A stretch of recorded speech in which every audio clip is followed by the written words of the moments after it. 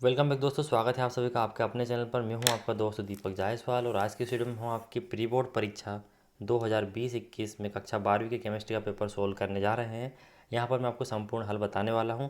सही विकल्प पर आ जाइए। यहां पर ये जो ऑप्शन दिख रहे हैं इन पर मत जाइएगा, जो मैं बता रहा हूँ वही सही आंसर है।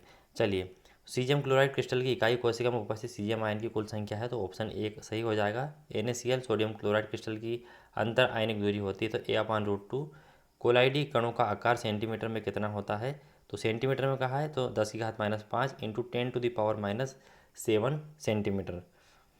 अगला है आपका C6H5N2Cl और आपका उत्प्रेरक है Cu मतलब कॉपर सल्फेट और HCl। यहाँ पर आपका अभिक्रिया का नाम है C6H5Cl। तो ये कौन सी आपकी अभिक्रिया है, तो ये आपकी सेंड मेयर अभिक्रिया है और यहाँ पर हाँ यही इसकी अभिक्रिया रहेगी। रेयान बनाने हेतु प्रयुक्त कार्बोहाइड्रेट है तो सेल्यूलेज हो जाएगा, ये बिल्कुल सही है। रिक्त स्थानों पर आ जाइए। शून्य कोटि की अभिक्रिया में दर स्थिरांक की इकाई मोल मतलब मोल लिखना है आपको प्रति लीटर प्रति सेकंड। L⁻⁻1 और S⁻⁻1 है, इसको प्रति लीटर प्रति सेकंड बोलते हैं। स्वर्ण संख्या रक्षी कोलाइड की रक्षण शक्ति को व्यक्त करती है और रसायनों का राजा सल्फ्यूरिक अम्ल या फिर H2SO4 आप लिख सकते हैं। ये इस तरह से भी लिख सकते हैं या फिर आप हिंदी में भी लिख सकते हैं, दोनों सही है। प्रथम संक्रमण श्रेणी में कापर आ जाएगा। यहाँ पर कापर धातु के अतिरिक्त सभी धातु मानक अपचयन विभव ε0 या फिर E0 का ऋणात्मक होता है। तो अब अगला है आपका NiCO4 में कौन सा संकरण पाया जाता है, तो sp3 संकरण पाया जाता है जो कि लिखा हुआ है। चलिए सही जोड़ी का मिलान कर लेते हैं। सुपर हेलोजन आप सभी जानते हैं, फ्लोरीन। म्यूरिस्टिक अम्ल, म्यूरिस्टिक अम्ल आपको बताना है कि इसमें कौन सा आएगा, तो आप देखिए यहाँ पर जोड़ी में आपका हो जाएगा HCl। एडम्स उत्प्रेरक तो आपका यही प्लेटिनम या फिर प्लेटिनम ऑक्साइड, ये डाइऑक्साइड है, ठीक है, तो ये हो जाएगा सामने। और डाईएजो परीक्षण इसके लिए आपका हो जाएगा C6H5NH2 और बचा आपका एल्डोज, तो उसका हो जाएगा आपका ग्लूकोज और ये किसी काम का नहीं है, ठीक है। एक वाक्य में आपको उत्तर लिखना है। अपमिश्रण क्या है, यहाँ पर पूछा डोपिंग क्या होता है। तो किसी भी चीज़ में जब हम कोई चीज़ मिला देते हैं तो उसको डोपिंग बोलते हैं सीधी सी भाषा में, लेकिन हमें केमिस्ट्री की भाषा में बताना है। मतलब इसके मान लो डोपिंग करना मतलब किसी भी चीज़ में कोई चीज़ मिला देना, अशुद्धि करना, उसको डोपिंग बोलते हैं। तो यहाँ पर एक परिभाषा लिखी, किसी यौगिक में अशुद्धि मिलाने की प्रक्रिया को डोपिंग कहते हैं। ऐसा भी लिख सकते हैं या फिर आप ऐसा भी लिख सकते हैं जैसा मैं बोल रहा हूँ वैसा लिखिएगा। किसी रासायनिक अभिक्रिया में अभिकारक को सॉरी अर्धचालकों में कम मात्रा में अशुद्धि मिलाने की प्रक्रिया को क्या कहते हैं, अपमिश्रण कहते हैं। एक बार सुनिए, अर्धचालकों में कम या फिर अल्प मात्रा में अशुद्धि मिलाने की प्रक्रिया को अपमिश्रण कहते हैं। त्रिज्या का अनुपात का मान 0.533 होने पर समन्वय संख्या कितनी होगी, तो इसका हो जाएगा आपका 6। समन्वय संख्या कितनी होगी, 6 होगी। विशिष्ट अभिक्रिया दर किसे कहते हैं, तो विशिष्ट अभिक्रिया दर में आपका यदि अभिकारक की सांद्रता का मान 1 होता है तो उसको विशिष्ट अभिक्रिया दर कहते हैं। तो आप इसकी डेफिनेशन लिखिए। किसी रासायनिक अभिक्रिया में अभिकारकों की सांद्रता का मान इकाई होने पर उसे विशिष्ट अभिक्रिया दर कहते हैं। एक बार सुनिए, किसी रासायनिक अभिक्रिया में अभिकारकों की सांद्रताओं का मान इकाई होने पर उस अभिक्रिया को विशिष्ट अभिक्रिया दर कहते हैं। मोहर लवण का रासायनिक सूत्र Fe2SO4 NH4 whole twice SO4 dot 6H2 आएगा यहाँ पर,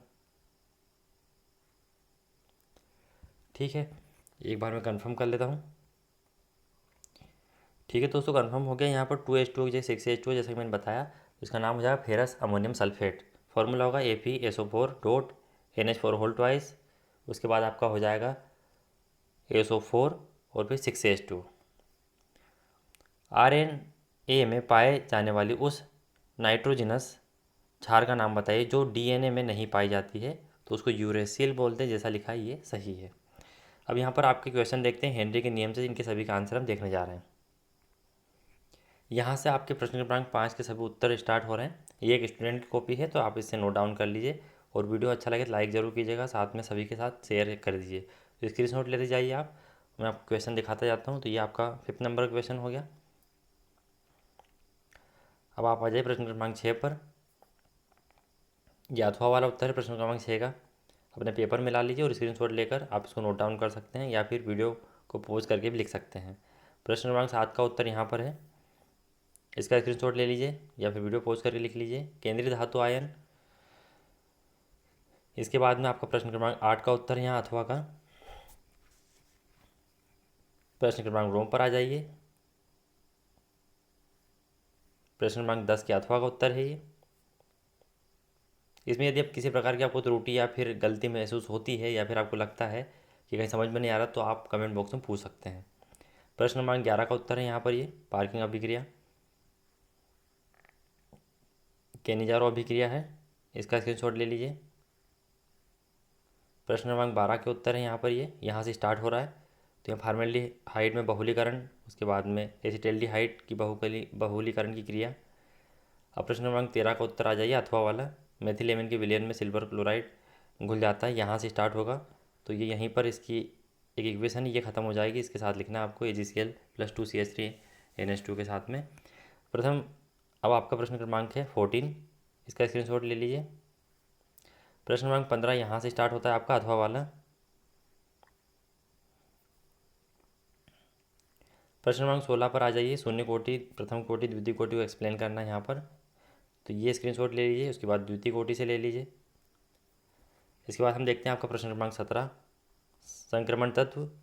यहाँ पर संक्रमण तत्व की 4 श्रेणी में बांटा गया है, उनके बारे में दिखाया गया है, डेफिनेशन लिखी गई है। ये प्रथम श्रेणी के संक्रमण तत्व के नाम है। अब यहाँ पर प्रश्न क्रमांक 18 पर आ जाइए। फिनॉल और एल्कोहल में अंतर बताया है। प्रश्न क्रमांक 19 पर आ जाइए। प्रोटीन का विकृतीकरण, इसका स्क्रीनशॉट ले लीजिए। विन्यास। अब प्रश्न क्रमांक 20 पर आ जाइए। विशिष्ट चालकता, मोलल चालकता, उनकी डेफिनेशन के साथ उनके फॉर्मूले लिखे गए हैं। ये मोलल चालकता है और इसके नीचे है तनुता का प्रभाव। प्रश्न क्रमांक 21 के उत्तर अथवा वाला है। या सल्फर के 5 आक्सीय अम्ल निम्न है। तो ये सल्फर के 5 आक्सीय अम्ल है, उनके सूत्र है और संरचनाएं हैं। इसका स्क्रीनशॉट ले लीजिए।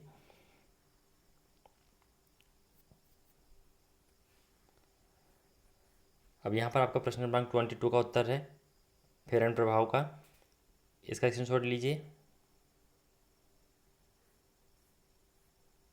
इसके बाद ये आपका अंतिम हो जाता है यहाँ पर आपका पेपर। आई होप आप सभी को वीडियो पसंद आया होगा। वीडियो पसंद आया लाइक करके और इसको शेयर करना ना भूलें। अपने को सवाल हो तो कमेंट बॉक्स में पूछ सकते हैं।